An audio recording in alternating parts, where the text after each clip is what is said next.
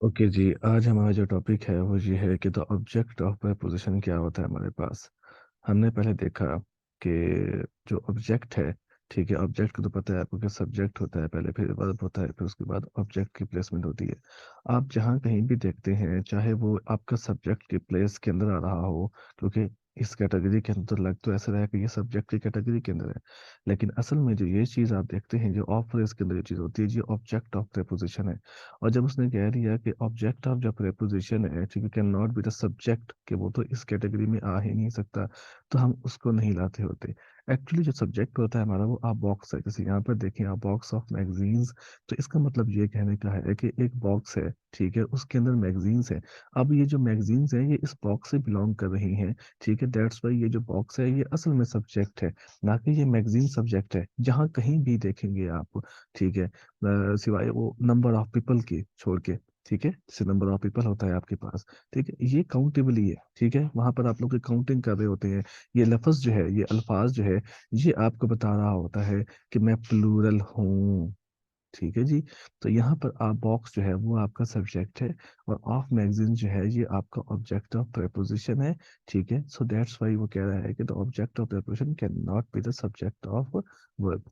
इसी हिसाब से आपका जो अगला है, ईच वाला, कि ईच जो है एक सिंगुलर होता है, ठीक है, ईच आपका एडजेक्टिव भी होता है, ईच आपका प्रोनाउन भी होता है, ठीक है। Treat as a like billion of people as singular, ठीक है। अब मतलब वो यहाँ पर देखें, each of the billion people. अब यहाँ देखिए, अब ये भी आपका ऑब्जेक्ट ऑफ प्रेपोजिशन है। आप कहेंगे कि भाई ये जो है ना बिलियन ऑफ पीपल, ये आपका सब्जेक्ट है। नो नो नो नो, ये तो ऑब्जेक्ट ऑफ प्रेपोजिशन है। सो असल में सब्जेक्ट जो है वो आपका ईच है, ठीक है। So that's why each of the billion people has a reason not have. ऐसे ही द स्कोप, अब स्कोप किस चीज का है? प्रोजेक्ट्स का स्कोप है, ठीक है। तो प्रोजेक्ट्स को नहीं देखना कि ये आपका सब्जेक्ट है, ये तो आपका ऑब्जेक्ट ऑफ प्रेपोजिशन है। एक्चुअली में जो सब्जेक्ट है वो आपका स्कोप है।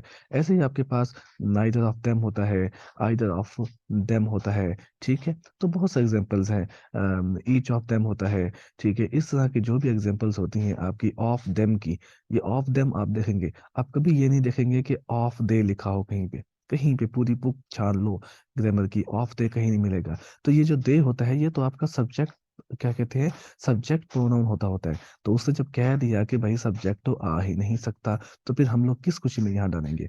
कहीं भी जाके देख लो, आपको कभी भी ऑफ के साथ शी नहीं मिलने वाला। आपको कभी भी ऑफ किसी भी प्रश्न में बाय शी नहीं मिलने वाला, बाय हर मिलेगा आपको हमेशा। जहाँ कहीं भी आप देखोगे तो आपको यही मिलने वाला है, ये आपको कभी नहीं मिलेगा। तो जब आपका ये दे नहीं मिलेगा, तो फिर ये भी आपका नाउन ही है, ठीक है। ये भी आपको एज अ सब्जेक्ट नहीं मिलेगा जब ये सब्जेक्ट प्लेस के अंदर आएगा, ठीक है।